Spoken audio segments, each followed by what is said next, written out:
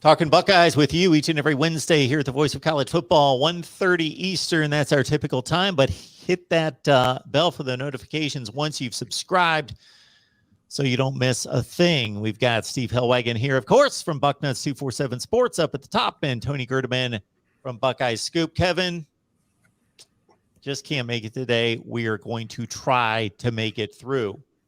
Guys, how we doing today? Doing great. Good. Doing good enough. Doing better than noon. Better than noon. Yes. All right. Well, low bar. Looking at the news that came out in regards to one of the top offensive tackles in the country. We'll start there. That's the news of the day in regards to Luke Montgomery out of Findlay, 6th rated offensive tackle. Says he's going to commit, Steve, on February 17th. Are we feeling pretty good about that? Yeah, I think if you're an Ohio State fan, you have to be optimistic that it looks like he's going to end up at Ohio State. In-state kid from Findlay, Ohio, which is about an hour and a half north of Columbus, between Columbus and Toledo, about 45 miles south of Toledo, and probably almost equidistant, probably from Findlay to Columbus and Findlay to Ann Arbor, though I'm not sure how much Michigan was really involved. I think they are involved, definitely. As I look at his page on 24/7, I see 5 schools: USC, Clemson, Michigan, Notre Dame, and Ohio State. And I think, again, the 4 predictions on 24/7, all of them are for Ohio State. So I think it looks pretty good for the Buckeyes. He's ranked number 73 overall by 24/7 Sports, number 7 offensive tackle, number 1 player in Ohio by 24/7 Sports for 2023. So he would be a good start, obviously, or a good continuation, I guess, of that class for 2023 for the Buckeyes.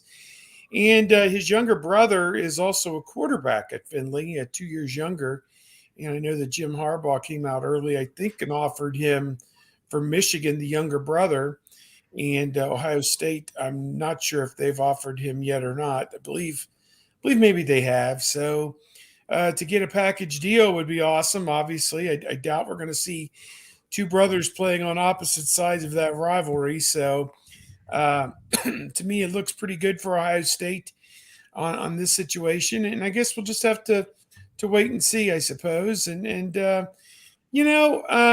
again, this is a kid, can be a cornerstone of this class. I mean, offensive lineman, defensive lineman, potentially. Justin Fry, is he involved with him?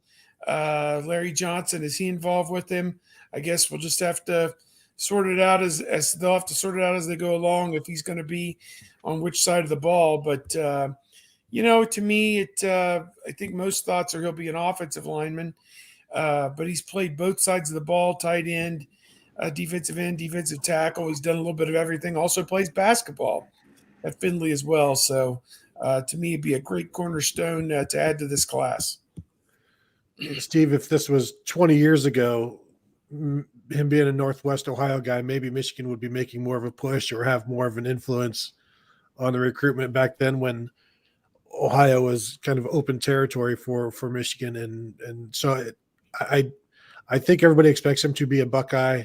I went to one Findlay game this past season, and he plays offense and defense. And I think the upside is on the offensive line more so than defensive end, because he's going to continue to grow, and he could be a 310-pound left tackle, or, a 265, 270-pound defensive end. And I think that, like I said, the higher potential, the athleticism comes through more on the offensive line. So I think that's where he ends up. And, like Steve said, he'd be a cornerstone of the class. They already have 1 offensive lineman committed out of Ohio, Josh Padilla out of Wayne.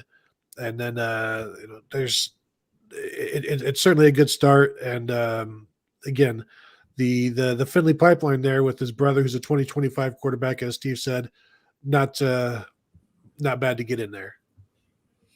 Yeah, I mean, you're looking at this, and again, I know that there was a social media posting, I think, with he and his brother and his parents with the Ohio Stadium in the background, like maybe when they were younger.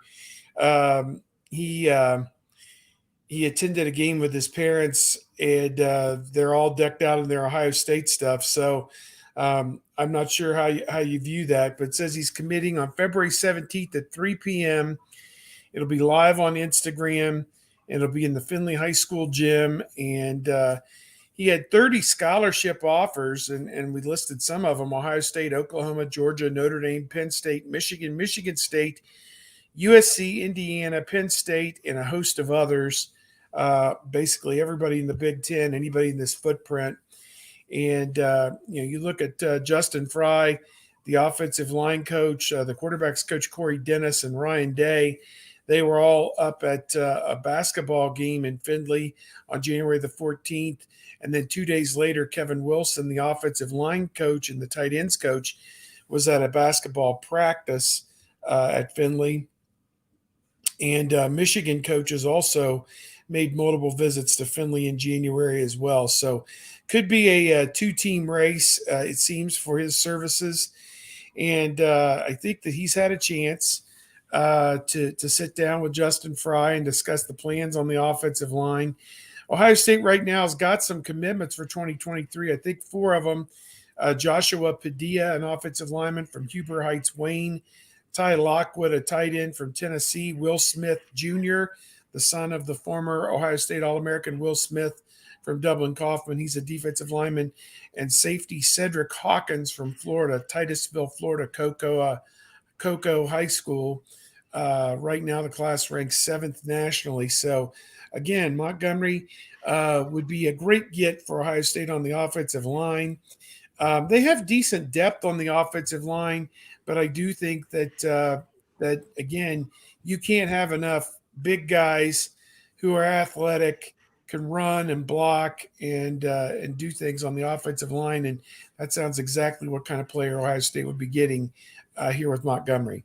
Yeah, and I wouldn't put it out of the realm of possibility that they do need tackles, and somebody out of that 2023 class could end up starting for Ohio State at tackle in 2023 because of how thin they could be if Paris Johnson goes and DeJuan Jones is gone. That's a very good point. With 10 months to go between February and National Signing Day in December, you would think, okay, there's a lot of room there for a flip. At the same time, when he comes out and says February 17th is the date, I'm going to make my commitment, there's going to be a big presentation at the high school, it seems logical that that's more of a dedicated, concerted choice decision that seems confirmed more so than just the player that comes out on Twitter and says, hey, I committed to Ohio State. Go ahead. Yeah, I think there's a recruiting rule or something, a tenet that says once they've announced a date, they know the school they're going to choose. And so then you kind of put the math together that way. And like and then you also have Justin Fry coming in and creating this, relationship. And then shortly after they get together, there's, we've got a date set for the commitment, and you put all of this stuff together, the math together, and it should check out on Ohio State's side. Yeah, as you guys know, I'm not one of these people who's going to sit here and poke fun at Michigan all the time and make the Michigan jokes. I mean, I've covered it long enough, and yeah, the last 20 years has been very one-sided, but give the devil his due. They did beat Ohio State this year pretty handily, pretty solid. And yet, basically from the moment their playoff game with Georgia ended, maybe from the moment it kicked off, all of that goodwill and all of that good feeling for the Michigan program seems to be dissipating. And, it's kind of like the state of affairs in the world have been put back on the proper course. For 6 weeks, the world was in serious retrograde, it seemed like, with, Michigan's going to do this and Michigan's going to do that. And we're back. And, I got to get the quotes. We're back and all these other, things. And I just think that this, if it turns out it's Ohio State, is endemic, that no, what we've seen for the last 20 years is going to prevail, because this last, really, since that Georgia game, has been a mess. And, you lose both coordinators off the team. Jim Harbaugh basically put the program on cruise control for 6 weeks as he courted every NFL team that could have him. Lovie Smith, the failed head coach at the University of Illinois, gets an NFL head coaching job ahead of Jim Harbaugh, who just won the Big Ten at Michigan and made the playoff. You just have to stop. And I know both coaches coached in the Super Bowl. I was going to say, Jim Harbaugh, who coached in the Super Bowl, and I forgot the ancient history that, yes, Lovie Smith coached in the Super Bowl as well. Correct me if I'm wrong, guys. Was that the one in Miami where it rained and it was Indianapolis, Chicago, and Purple Rain and Prince, and kind of that magical Super Bowl with Peyton Manning? And did Peyton Manning win his first Super Bowl that day? Yeah. The deal? That was the same year Devin Hester opened the Super Bowl with a kickoff return, just like Ted Ginn opened the national championship game with a kickoff return. Yeah. Losing both games with those kickoff returns. Yeah. Yes. And I read a documentary about the whole Prince thing. That was pretty amazing how that halftime show came together. They were like concerned he didn't want to go on in the rain, and next thing they know, they looked up on the stage and he's up there killing it. So, we could only be so lucky to have a halftime show this Sunday night that lives up to the greatest of all time from that one. But here's Lovie Smith of all people as a National Football League head coach again, and Jim Harbaugh is not. I mean, it is to laugh, as they say. But as Tony, I know you tracked the direction of the Michigan football program very carefully. Didn't you have a column you were writing about his foray into the national, his aborted foray into the National Football League? Yeah, and I had a bunch of lines written and about abandoning the ship and turns out he turned his back on nothing. Yeah, so he's back. Those who stay win championships, and he's planning to win another because he's stayed. Gosh darn it, and he's going to show everybody. And so I saw they got their defensive coordinator from Vanderbilt, who the other times this guy has been a defensive coordinator, his defenses have finished in like the 90s or whatever. And Matt Weiss, the new co-offensive coordinator, before he got to Michigan, he was more of a defensive guy. And so now you've got this Weiss and Sharon Moore, their tight ends guy, running the offense, running Jim Harbaugh's offense. So it's probably going to become even more conservative than it was in the past, which I don't know that necessarily fits what JJ McCarthy wants to do, but then JJ McCarthy might not be the quarterback. And I thought it was interesting this week where JJ McCarthy come out and said he's going to be at Michigan for his entire career. And if Cade McNamara is the starter, I don't think that's true. Yeah. Those who stay will be, how's the saying go, roundly embarrassed and humiliated and defeated. Those who stay will have had no offers from the NFL. No, that's not true. That's not how the saying goes. And the Texans were never even on the map connected to Jim Harbaugh. So I can't imagine that he didn't have interest. I got to think that they did not have interest because he seemed to be lunging at anything out there. I mean, here's Lovie Smith, and I have no idea where he lives. I assume he moved out of Champaign, Illinois. Why would you? Why would you leave the garden spot, Champaign, Illinois, when Bert Beelzebub, swoops in there?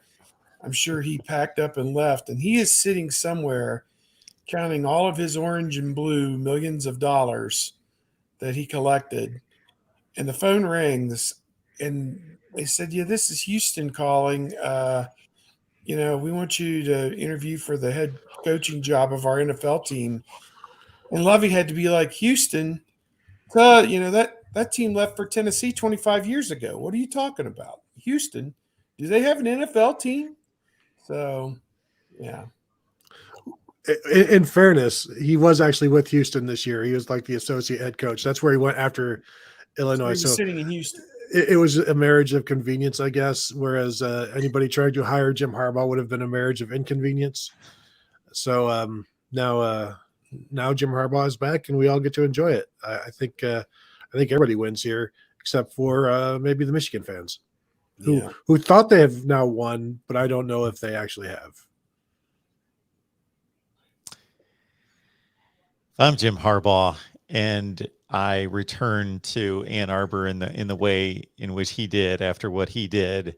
I'm not sending out a tweet or whatever was sent out that who has it better than us, and you obviously saw it playing out better elsewhere at 3 different places at least. So just come back with a little more humility, graciousness, and maybe beg for mercy.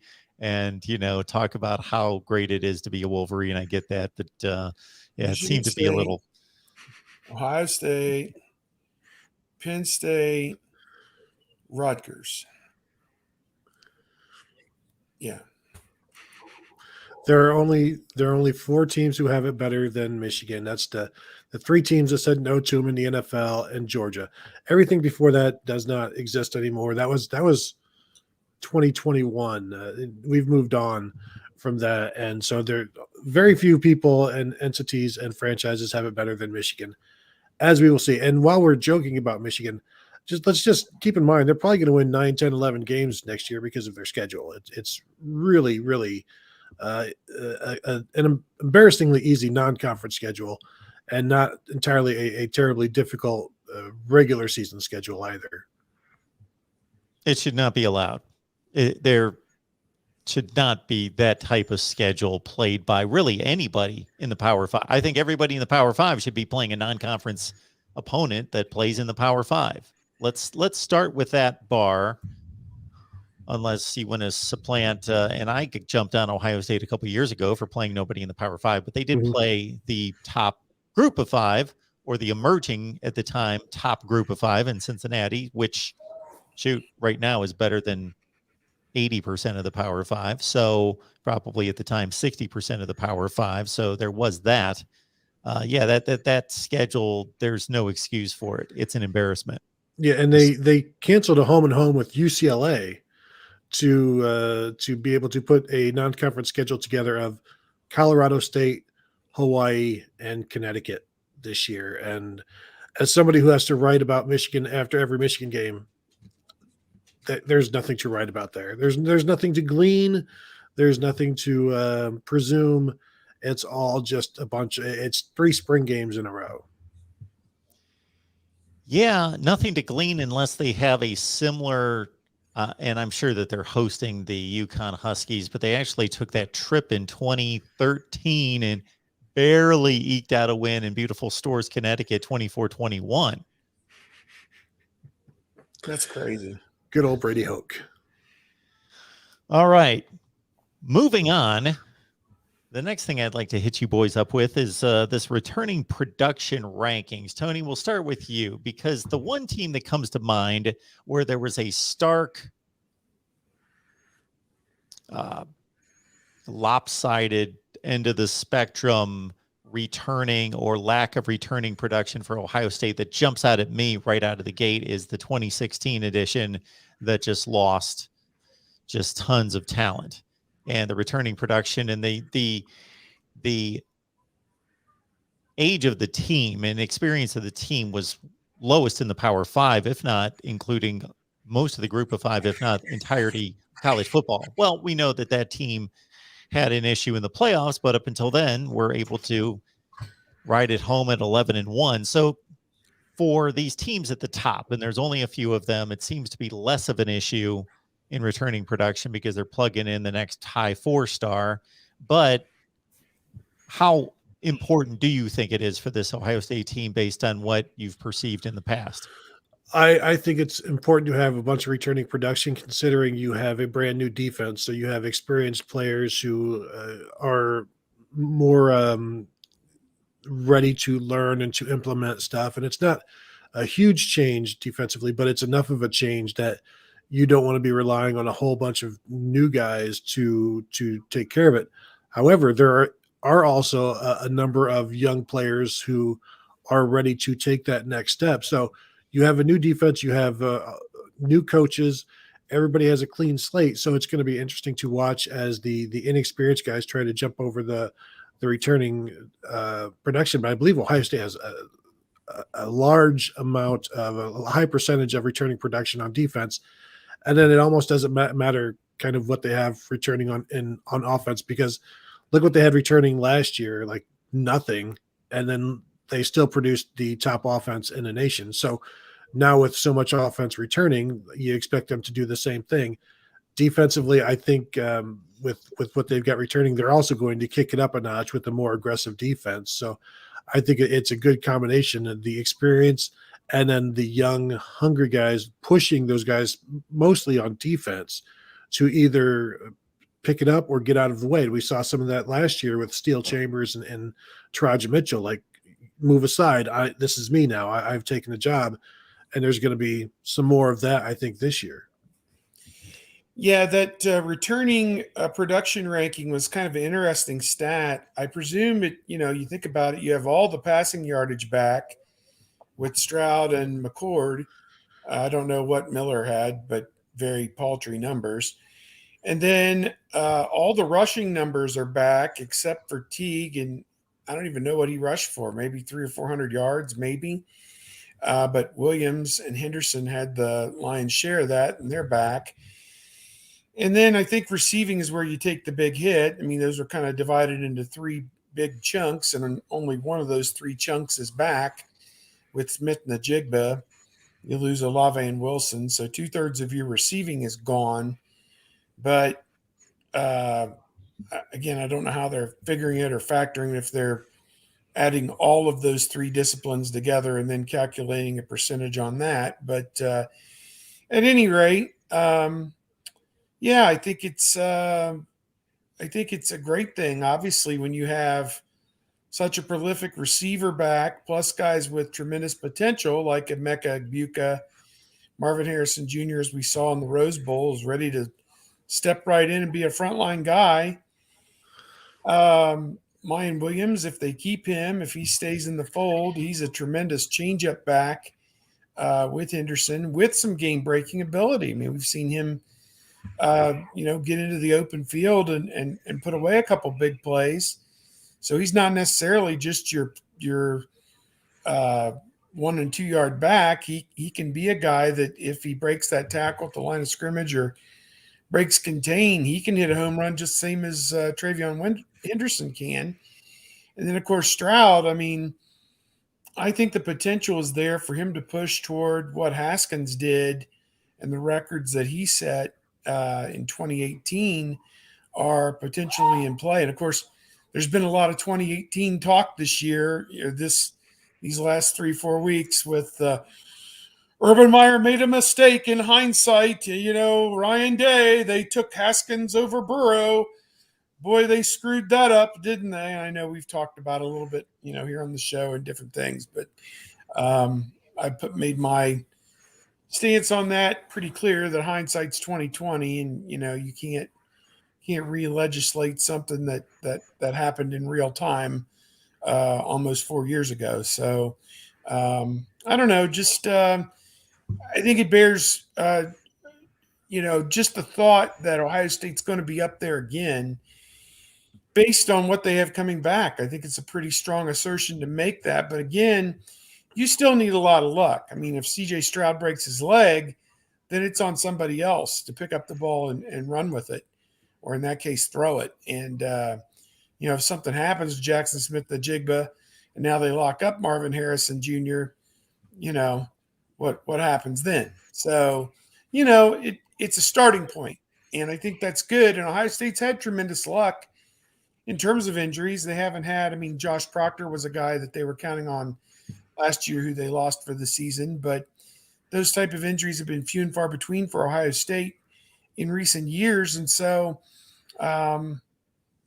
continue on the path. I know some of the guys were tweeting out today about mat drills today. Hats off to the guys and their 6 a.m. Mat drills. Good luck with all that. It's important on February 9th that everyone's up and at them at 5:15 a.m. and got a smile on their face and ready to run through a brick wall. So, Steve, to the non-Ohio State fans, explain the mat drills and what players need to do to earn their bedding and all the rest of the accommodations that go on. oh yeah, sorry if I just coughed into the microphone. I hit the wrong button. Yeah, basically, those are team-oriented type things, where they get most or all of the team out there together. And mat drills usually are up and down. The guy blows the whistle and you're chopping your feet and you drop to your feet and you get back up, or you're doing lateral work side to side, working on agility, going over tackling dummies that are set down on the ground, and you're going side to side, side to side. It may involve an up down as well. So they're pretty labor intensive, pretty high intensity, high motor type things, and everything's timed and everything is, you got to beat a certain amount of time to do a certain amount of reps and all these other things. And there's consequences if you don't meet your times and different things like that, even harder workouts if you don't meet your times. So it's pretty serious stuff. And, it's all about team building and putting guys in a position, really you're working on conditioning, but you're also working on each player's resolve and how much do they really want to be a part of this, and how much can they handle, and how much can they stomach, and these kind of things, and really pushing each other. I mean, that's what it's all about is, you cheer your teammate on as he's going through his drills, and then he does the same for you. And it's a team building operation, team building exercise. And, this is where they talk about the brotherhood and the camaraderie. This is where they put the time in and build all that. And this is where it's all kind of built into the mix right here in February and March. So there was a year in which Urban Meyer, and I don't know if he did this every year, it was highlighted on the year that there was the either the Big Ten Network or the ESPN documentary, I don't remember which one, following the team during August camp. And then I don't know, again, if this was an annual thing, you guys can fill me in, or if this is continuing under Ryan Day, where the players had to earn their, they slept on their mat or their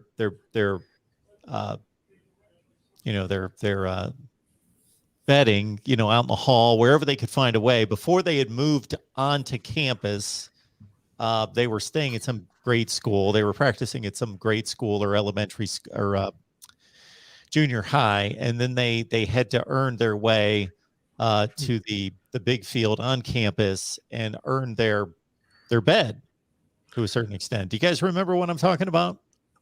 No, I remember the show. I don't remember that portion. That sounds like a fall camp type of situation when they get into the hotel and they're just doing football because there's no school going on, and they would have like inflatable beds all around the football facility because players had to just find places to take naps because they couldn't go back home. So maybe there was something in there, but I don't remember withholding blankets or pillows or anything like that. There was something like that.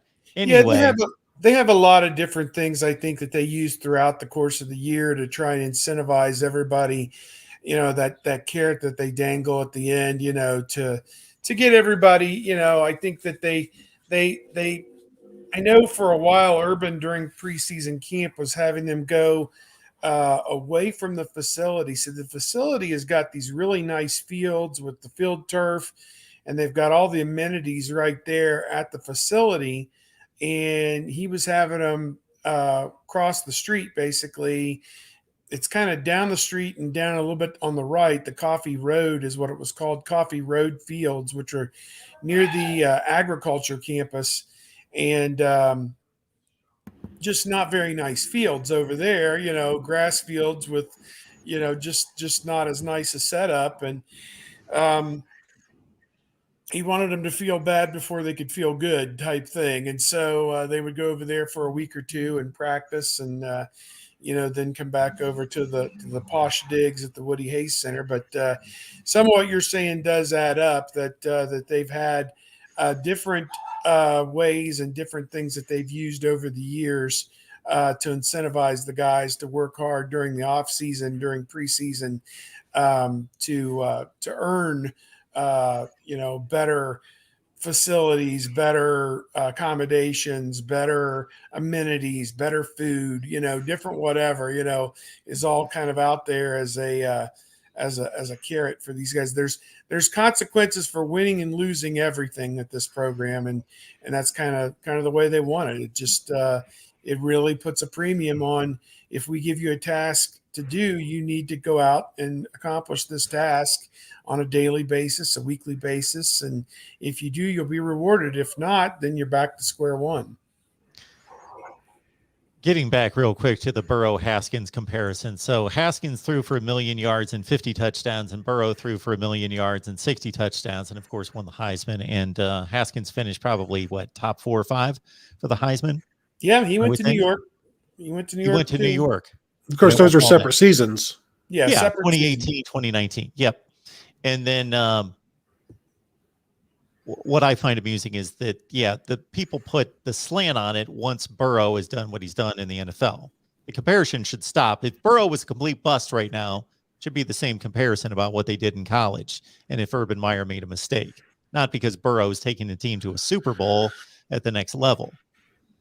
Yeah, my thought on it, and we can get into this if you want, is that Urban Meyer made the correct choice for the time, but it's also okay to say that ultimately it was the wrong choice based on what Joe Burrow would have done very well in 2018, I believe, but also would have been able to add a running element to the offense.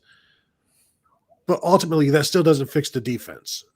So you still have that defensive issue. You have Joe Burrow then, because there's no guarantee that Burrow doesn't go pro after his redshirt sophomore year like Haskins did. But I think if you have Burrow come back in 2019, he's going to put up huge numbers. Like, he's going to put up big numbers in 2018 and 2019. And he is the kind of driven guy that maybe they were missing. And it's surprising that Urban didn't see that, because he couldn't see past the Michigan performance in 2017 for Dwayne Haskins to maybe see everything else. But also maybe he was seeing some of that from Dwayne Haskins as well. And it's just that injury to Joe Burrow's hand in 2017 just changed the trajectory of LSU for certain. And again, I don't know that. I think Justin Fields was good enough to win a national title in 2019. Losing J.K. Dobbins in that game hurt. Having Fields banged up hurt. But does Burrow get a national championship at Ohio State in 2018 or 2019? Probably not 2018 because of the Ohio State defense. I think he could have in 2019, but I also think Justin Fields would have if the refs actually made the correct call on that replay. You just There's 3 other plays. Yes. You talked about change the course of direction. That hand injury made just forestalled the eventual firing of Eddie Cookie Monster Ogeron and made him a multi-millionaire, as opposed to just being a millionaire. So, and got him on Young Rock too. Okay. Cookie Monster Ogeron. Yakov, good to have you here. Go easy on that cigar. What's that? He told Joe Burrow when he got up from the podium after the national championship game, go easy on that cigar.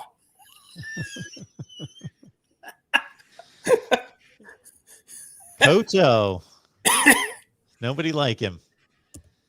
It's probably a good thing. Yakov, appreciate you being here with us. 7 signed in the top 250 according to Rivals compared to Michigan's 6. Thanks for keeping score for us. Appreciate it. It's been that way for too many years, where Ohio State has so many more in the top 100, top 250, top 247, whichever ranking you want to use, than Michigan. And they don't always recruit in the same circles, those two schools anymore. It's rare when they're going up against each other. And now Michigan will still win some of those, like they did with Will Johnson, the 2022 5-star corner. Of course, he was an in-state prospect for Michigan, so that certainly helped. Wasn't he a legacy? Didn't his dad? He's also a legacy, yeah. Yeah, I mean, that's what it almost takes these days for them to beat Ohio State on a guy, is you need one of your former players to birth a 5-star player. Unless it's Braylon Edwards, Yeah, who is constantly ripping the University of Michigan. yeah. The rich just keep on getting richer. And honestly, there have been years where whatever metric you looked at, top 100, top 250, you could take the entire Big Ten and combine them, and Ohio State would have a like number, or in some cases more, than the rest of the entire Big Ten, whether it was top 100 or top 250 combined. And that explains why over the last 6 years they've lost what, 3 Big Ten games in 6 years or something absurd. So what does it go back to? Just well, 16, 17, 18, 19, 20, 21. That's 6 years they've lost like 3 or 4 games. So yeah, pretty ridiculous. And just to give some perspective on the recruiting rankings, if you go by the total team number, not the per player number, but the overall ranking, where Ohio State has 300 points and Michigan has 260. Ohio State at number 4 in the nation for 2022, Michigan at 8. If you take that gap of 300 to 260 and apply it to Michigan's total, go down from there, you're dropping to number 22 in the country between Michigan and the Wildcats of Arizona with the 22nd ranked class in the country. So Bear down. once you hit the elites, it drops considerably. The gap between number 1 Texas A&M and 13 Kentucky, which, that's the best they've done in forever, literally forever, is the same as between 13 and 75. That's how much that drops. So the slots are not all created equal. Do they count offensive line production in this returning production? So if you've got all your running game back with Henderson, Williams, et cetera, Teague, but all 5 offensive linemen were gone, well, that's the major contributing factor to their yardage. Yeah, I don't understand. How do you combine yards with like starts or snaps of your offensive line? I don't know how you mix those two when they're 2 different shaped objects. I don't know how all of that works together, what formula they use. There's a lot of analytics, and I understand almost none of it. We've got about 120 folks on the line. We typically get about anywhere from 2,500 to 5,000 views on these videos. We hope you appreciate the work that Steve and Tony and Kevin Noon put in each and every week. They're here for an hour. They got to get here a little bit early, stay a little late. We usually go 65, 70 minutes. And then we've got all sorts of coordination during the week. So they've got a ton to do. So we appreciate when you show your appreciation here at the Voice of College Football. So whether that's, of course, like the video and share it out on social media, but we would love to have a sponsor here. So you can certainly hit me up at MarkRogersTV at Gmail for a sponsorship. Also, as we are stating right there, consider the super chat. Also, if you want to bypass YouTube and go to Venmo, PayPal, or Cash App, just let me know that it's for the Ohio State show. We've done this 144 weeks now. All right. Don't know that there's anything else going on besides, I'll throw this out and start with you, Tony. With Super Bowl Sunday coming up, we've got the Ohio State connection on the Bengals defense most prominently with Hubbard, Apple, and Bell. 3 out of the 11 starters. That's pretty significant. I find it interesting, and this is kind of a sideline that I should have probably hit when we were on Joe Burrow, the back and forth between Michigan fans and Ohio State fans on, the claiming of Joe Burrow and Ohio State fans taking pride in that, and Michigan fans looking for any little anecdote or anything that was thrown out there in the past to pry Burrow away and send him to LSU. And of course, that's where he accomplished on the field. But anyway, the Ohio State connection with the Bengals in particular. Well, and let's just say Joe Burrow spent 35 months at Ohio State and only, I believe, like 19 at LSU. So come on, you do the math there. And he is an Ohio State graduate. I don't know what kind of degree you get from LSU. And really, does it even matter? But with those 3 guys, it's been fun to watch Sam Hubbard create this this career for himself, where he was always really good at Ohio State. and then he gets to Cincinnati as I don't know, a second or third round draft pick, and I don't know if this is still the case, but like after his first 3 years, he had the most sacks among his draft class, and that's not necessarily something you would have expected from somebody who wasn't a first rounder. Von Bell has played well wherever he's gone. The resurgence of Eli Apple, and Eli Apple has he loves to talk on Twitter, and people hate him for it, and he is okay playing the villain, which is it's a dangerous thing in terms of you have so many people who don't like you, and then you just encourage more of it, and then you have to live up to this villainous nature that you're creating on the field, and it's difficult for a corner because there are no such things as perfect corners, and eventually something is going to happen to you where everybody is going to enjoy seeing your comeuppance.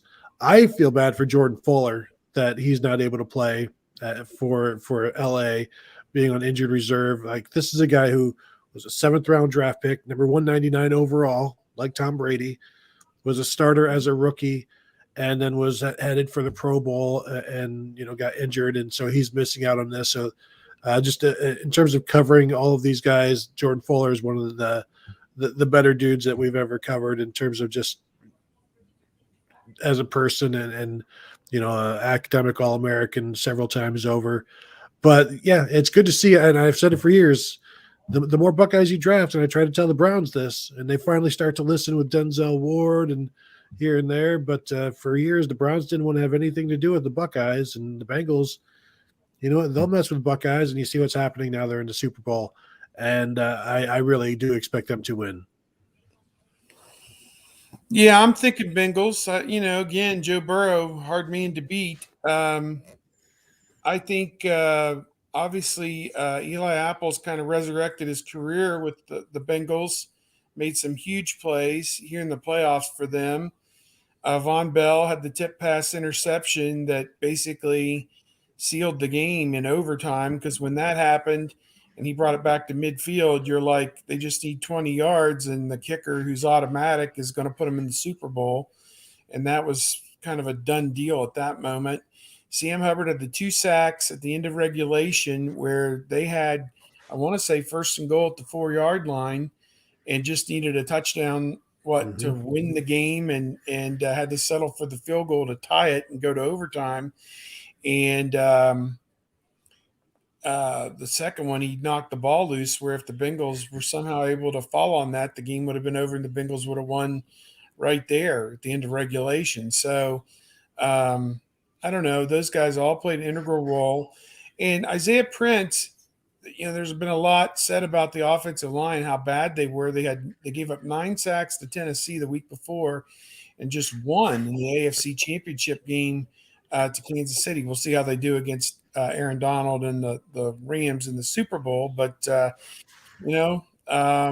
is something, for a young guy that could kind of, transcend his career as well as he kind of gets going as an offensive lineman in the National Football League. So lots of like there beyond even Joe Burrow, whether he's Ohio State, LSU, or Athens, Ohio, however you want to put it. So much to get excited about, and looking forward to Sunday night. Even though I'm Browns through and through, I'll be watching just to see how it all unfolds. And I'm old enough to remember the Bengals' 2 previous Super Bowls in '82 and '88, or whichever Januaries those were. But it was those were exciting times, and we'll have it again here this weekend. I was told that I went to interviews yesterday at Ohio State. This is funny. The Channel 4 affiliate in Columbus has a guy at the game, Jared Smalley, who we all know, covers Ohio State and has been at that station for probably 15 years doing sports. Great guy. Well, the funny thing about it is NBC is also covering the Olympics. And when the Super Bowl coverage ends on Sunday night, they're not going back to the local affiliate for news. They're going to the freaking Olympics, and they won't be on until probably midnight or 12:30 or 1 a.m. with the local news with their guy from the scene out in Los Angeles. But I'm actually going down towards Cincinnati to some in-laws to watch the game down there. And And my guess is that that NBC affiliate can invoke the we need to go local rule, because they're going to be tearing down downtown Cincinnati and burning everything in sight if the Bengals win this game. And that's going to become a local crisis that they're going to need to cover, probably more important than I won't even say somebody from another country skating or going down a downhill or whatever. So I would think that they're going to dump out of Olympics, and NBC won't ding them too bad for that. But yeah, it's going to be an interesting weekend, that's for sure. The Buckeyes with 5 on the 2 rosters. There's a glut of teams at 5, LSU's at 6. I counted up the SEC and the Big Ten, and this is pretty standard as well. Regardless of your NFL metric, the SEC number 1, the Big Ten number 2, and then a drop off. That is pretty standard as well. Ohio State. I was going to ask Steve. As a Browns fan, do you want Garrett Wilson in the draft, first round pick? Are you going receiver first round? That would be great. I can't imagine they have a bigger need than a playmaker at wide receiver to help out the quarterback who in the offense that really kind of struggled. And I don't know it was all because Odell Beckham Jr. left or anything like that. I mean, he wasn't any great shake for them before that. And I know a lot of that was tied up with the quarterback as well. But they do need some receiving threats. And, I think Olave has the potential to play in the NFL for about 10 or 12 years as like a technician and a grinder and a big play guy.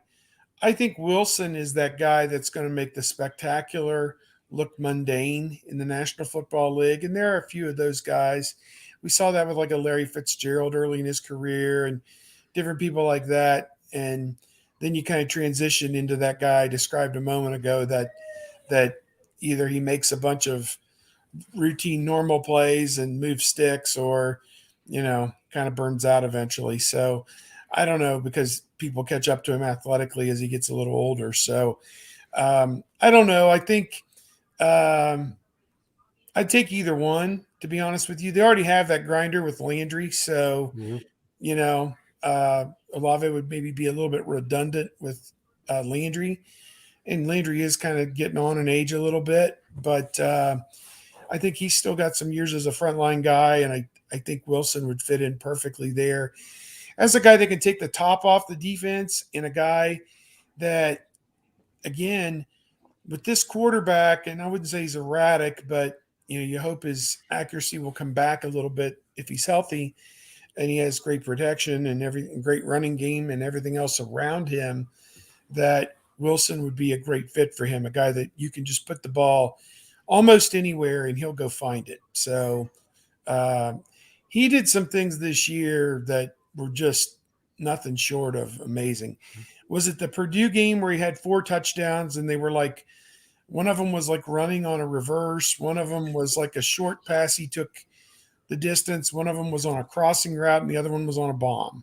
It was just kind of like he scored 4 different ways and really, really highlighted what made him so special to me. And so whoever gets him is getting a great talent.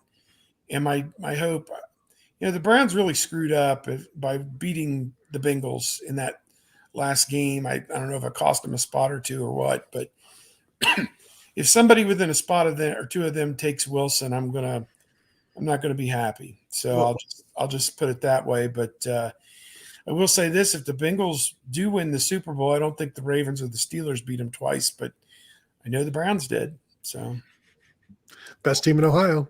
Best team in Ohio. You may be the best team in the world. We're the best team in Ohio. And as we know, it's Ohio against the world.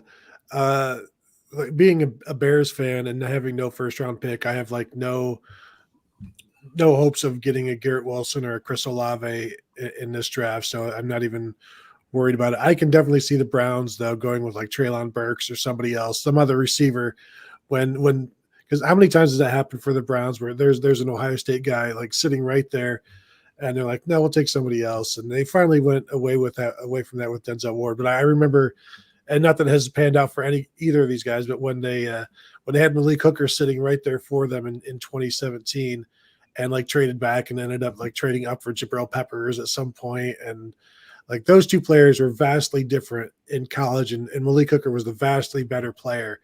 And they still went ahead and went with Jabril Peppers. And great fun was had on Twitter by me that day.